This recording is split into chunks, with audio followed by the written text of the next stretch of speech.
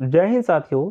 तो SSC GD constable का exam cancel हुआ है, कुछ ही लोगों का कैंसिल हुआ है और आपको लिस्ट में अपना नाम देखना है। उसके लिए सबसे पहले आपको गूगल पर आना होगा।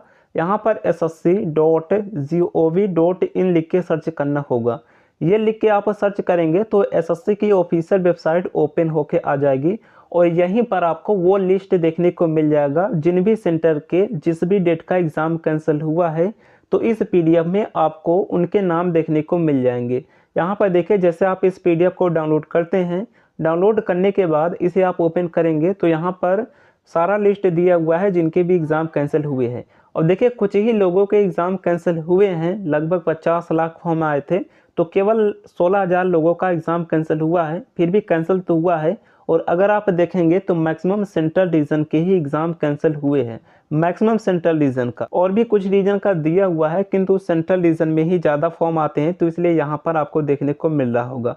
और यहाँ पर देखिए, नॉर्थ रीजन का भी यहाँ पर गाज़ियाबाद सेंटर का यहाँ पर कैंसिल हुआ है। बाकी और भी कुछ रीजन है, जैसे यहाँ पर देख सकते हैं एनईआर रीजन के भी एक सेंटर के कैंसिल हुए हैं। तो बहुत सारे रीजन है किंतु मैक्सिमम आपको जो है वो सेंट्रल रीजन का ही देखने को मिलेगा। अब देखिए, ये कैंसिल क्यों हुआ है, ये टेक्निकल प्रॉब्लम के कारण कैंसिल हुआ है।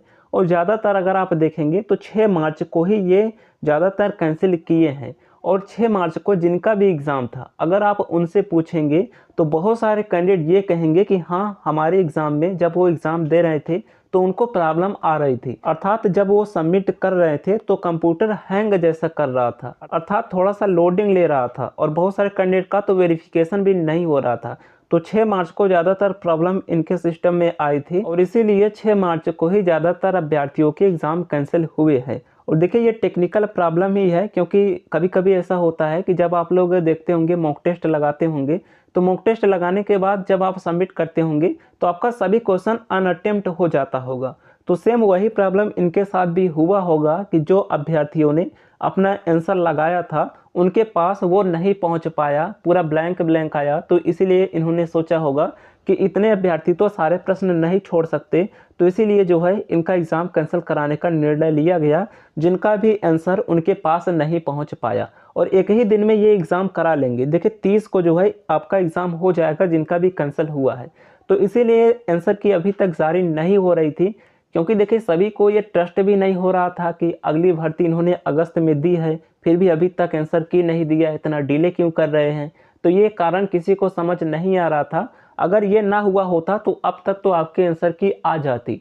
और एसएससी जो है अभी रुकने वाली नहीं है, क्योंकि आप लोगों ने देखा कि आचार संहिता लगा हुआ है फिर भी इन्होंने री एग्ज़ाम करा लिया, क्योंकि इलेक्शन से इस भर्ती पर कोई इफेक्ट नहीं पड़ेगा। चुनाव आयोग ने भी नोटिस दिया है तो एसएससी नहीं रुकेगा। आप लोगों ने सीपीओ का भी देखा होगा, 9 मई को उनका जो है एग्ज़ाम शेड्यूल किया है एसएससी ने। तो आप ये ना सोचिए कि इलेक्शन है तो यहाँ पर प्रोसेस रुक सकता है, इलेक्शन के बीच में भी आपके फिजिकल हो सकते हैं।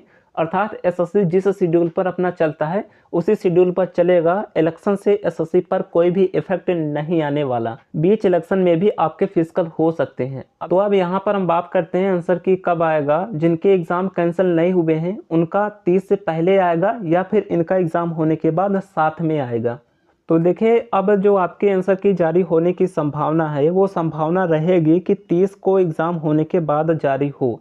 और देखिए, 30 को एग्ज़ाम होने के बाद ये ज़्यादा टाइम नहीं लेंगे। अगर 30 को एग्ज़ाम हो जाता है उसके 2 से 3 दिन बाद आपके आंसर की आ जाएगी।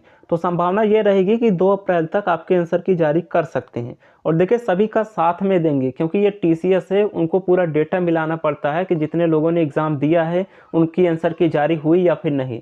तो ऐसा आप ये नहीं कह सकते कि जिनका एग्ज़ाम कैंसिल नहीं हुआ है उनका पहले आ जाएगा, तो ऐसा नहीं है। जितने लोगों ने फॉर्म अप्लाई किया है, चाहे उन्होंने एग्ज़ाम दिया होगा या फिर एग्ज़ाम को छोड़ा होगा, सभी का आंसर की एक साथ जारी होता है, क्योंकि टीसीएस अपना डेटा ये एसएससी को देता है और एसएससी रिजल्ट तैयार करता है। तो इसीलिए अब जो आंसर की आने की संभावना रहेगी वो 30 के बाद ज़्यादा टाइम नहीं लगेगा, 2 अप्रैल तक संभावना रहेगी शायद आपके आंसर की जारी हो जाए 2 से 3 अप्रैल तक, क्योंकि मैक्सिमम एग्जाम में एसएससी तीसरे दिन अपनी आंसर की जारी कर देती है। पिछली बार भी और दिल्ली पुलिस में भी आप लोगों ने देखा होगा। तो अब ज़्यादा टाइम नहीं लगेगा, बस एग्जाम होने के बाद आंसर की जारी हो जाएगी और उसके बाद आगे का प्रोसेस स्टार्ट हो जाएगा। एसएससी रिजल्ट भी दे सकता है और मई में आपके फिजिकल भी हो सकते हैं। तो मई तक फिजिकल होने की संभावना रहेगी। आप लोग अपने रनिंग भी करते रहिए। बाकी संभावना रहेगी कि 2 से 3 अप्रैल तक आपकी आंसर की जारी हो जाएगी। चलिए आगे का जो कुछ भी अपडेट आएगा इन्फॉर्म कर देंगे। मिलते हैं नेक्स्ट वीडियो में, तब तक के लिए जय।